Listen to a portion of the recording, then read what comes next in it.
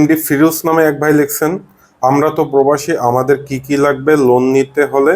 10 লাখ টাকা লোন নেব। অসংখ্য ধন্যবাদ। যেহেতু 10 লাখ টাকা আপনি লোন নেবেন আর আপনি যেহেতু প্রবাসী, আপনার কি কি ডকুমেন্ট লাগবে সেটা আমি এই ভিডিওতে বলে দিচ্ছি। আপনার প্রথমত মাসিক আয় থাকতে হবে 70 থেকে 80 হাজার বা 1 লাখ টাকা হলে আরো ভালো হয়।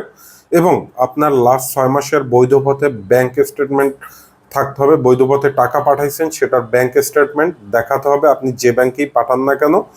আর আপনি যে প্রবাসী আছেন, আপনার যে ওখানকার যে রেসিডেন্সিয়াল অর্থাৎ দুবাইতে যারা থাকে তাদের আমিরাত আইডি বলে, সৌদি আরব যারা থাকে তাদের হয়তো বা আকামা বলে, এবং মালয়েশিয়া যারা থাকে তাদেরকে কলিং, যাই হোক যেটা বলে রেসিডেন্স আইডি, সেটা লাগবে। আপনার পরিবার থেকে একজন জামিনদার এবং আপনার পরিবারের বাইরে থেকে একজন জামিনদার হলেই আপনার নিকটস্থ যদি সিটি ব্যাংক থাকে বা ইসবি ব্যাংক থাকে বা এনআরবিসি ব্যাংক থাকে বা ইসলামী ব্যাংক থাকে, সেখানে গিয়ে সরাসরি যোগাযোগ করবেন।